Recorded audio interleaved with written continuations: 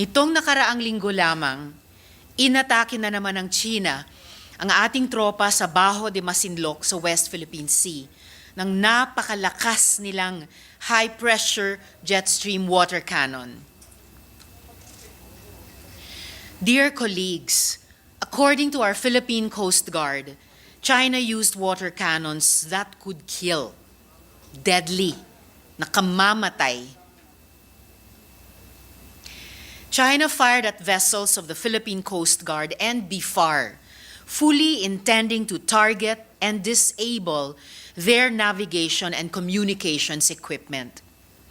The Department of Foreign Affairs is also currently investigating videos showing how a China Coast Guard vessel targeted the Philippine flag hoisted on the PCG ship BRP Bagakay. Just last month, China's Coast Guard, again through their potentially lethal water cannons, injured 4 of our Philippine Navy crew who were simply conducting their routine resupply missions to the BRP Sierra Madre on Ayungin Shoal. Mr. President, dear colleagues, the series of attacks only shows that the Chinese government appears committed to achieving, through the unlawful use of force, what it cannot achieve by international law. Handa nilang saktan ang ating kababayan. Handa nilang bastusin ang ating soberanya. Ilang beses na po natin na ipahayag ang ating galit sa paulit-ulit na pang-aabuso. Sa totoo lang, hindi ko na maintindihan ang mga Pilipinong pinipili pa ring maliitin ang sitwasyon. Mga Pilipinong nagbubulag-bulagan sa lantarang pang-aalipusta ng China. At higit pa dito, ang mas lalong hindi ko maintindihan, yung mga nakikipagkasundo sa Beijing, bakit di nananagot? Bakit walang parusa para sa kanila? Pati ba yan babaliwalain? Recently, the Chinese embassy in Manila alleged that under a Duterte administration gentleman's agreement, the Philippines agreed that our vessels and aircraft would refrain from coming closer than 12 nautical miles from Panatag or Scarborough Shoal, just over 120 nautical miles away from mainland Zambales, and well within our exclusive economic zone. The Chinese embassy also alleges that the Duterte administration likewise entered into another gentleman's agreement to not repair or build structures at Ayungin Shoal. If true, these were also agreements that were kept secret and hidden away from the Filipino people. Mr. President, dear colleagues, kaya po natin inihain ang proposed Senate Resolution number 984 para imbestigahan itong di umanong gentleman's agreement sa pagitan ng Administrasyong Duterte at ng gobyerno ng China. I have done so because these are serious, potentially divisive allegations. These are serious because the first gentleman's agreement effectively diminishes our sovereignty by conceding a no-go zone for Philippine ships and aircraft inside our own EEZ, as well as the unlawful occupation of Panatag Shoal by a foreign power. The second risks our tenuous toehold in Ayungin. If we do not repair and reinforce the BRP Sierra Madre, it will fall to wind and wave, and with it, our control of Reed Bank, which may hold as much as 5.4 billion barrels of oil and 55.1 trillion cubic feet of natural gas. Why is it important that the Senate exercises oversight over this gentleman's agreement kahit na sa nakaraang administrasyon pa ito? Because it will have implications moving forward. Kakapasa lang natin ng Maritime Zones Law, which delineates our maritime domains. Could a past president surrender our right to fortify installations within these domains? These are questions that the legislature needs to understand and wrestle with. Nakasalalay po dito ang napakaraming likas-yamang iningatan at inalagaan ng ating mga ninuno para ipamana sa bawat henerasyon ng Pilipino. Papayagan ba natin na kunin lang ito? Papayagan ba natin na walang matira sa Pilipinas? Sabi ng iba, dapat hindi na ito pinag-uusapan dahil stratehiya lang ito ng China para mag-away-away tayong mga Pilipino.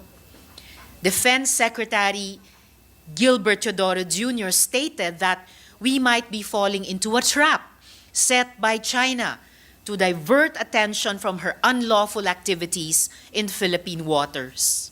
Sure, considering how two-faced Beijing can be, baka nga gusto lang tayong watak-watakin ng China. Baka nga isa lang ito sa mga plano niya.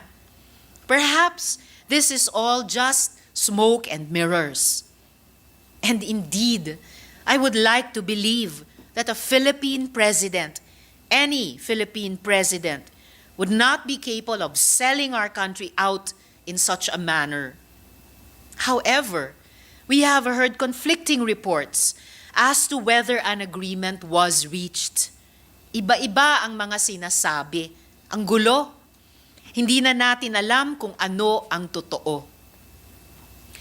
Last Saturday, the Chinese embassy also released another statement claiming that China has reached another agreement with no less than Philippine government agencies, namely the Armed Forces of the Philippines, the Department of National Defense, and the National Security Council on a supposed new model of engagement over the entire South China Sea. NSC Assistant Director Jonathan Malaya has quashed this statement, stressing that this is yet another invention of the People's Republic of China. In this information warfare that China wields to her advantage, it becomes even more crucial that we get to the truth.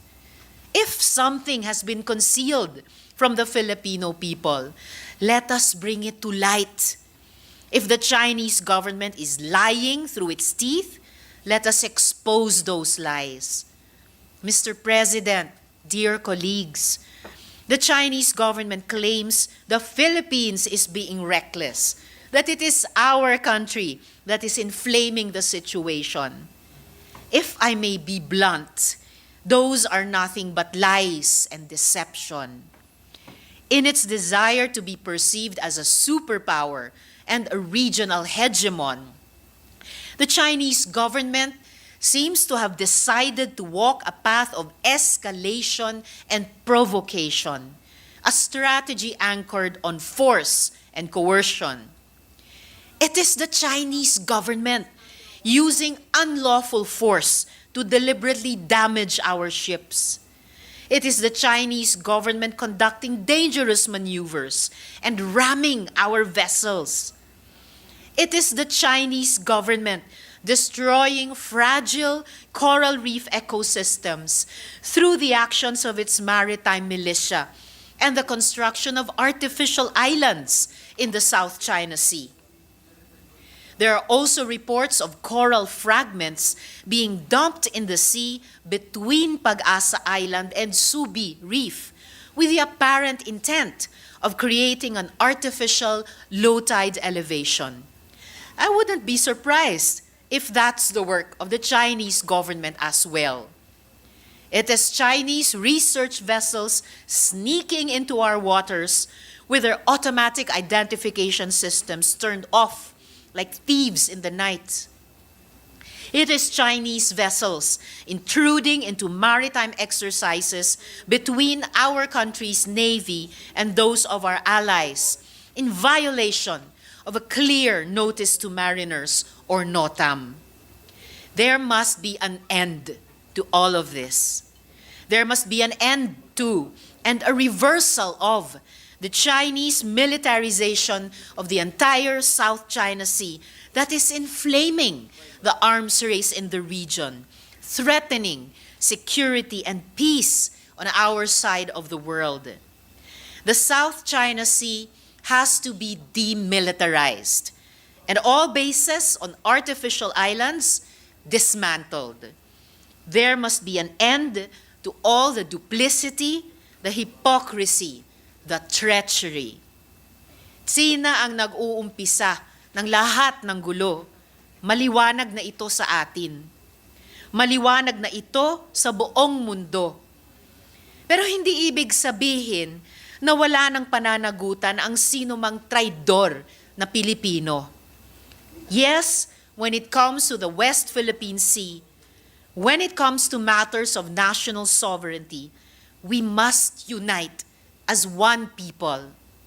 However, Mr. President, dear colleagues, we cannot have genuine unity without accountability. Our country would not be able to truly stand up to China if we ourselves cannot abide by basic virtues of integrity, honesty, and honor. Unlike China, which easily flexes her economic and military might to the fullest extent to pressure our neighbors to bend to her will, the Philippines does not.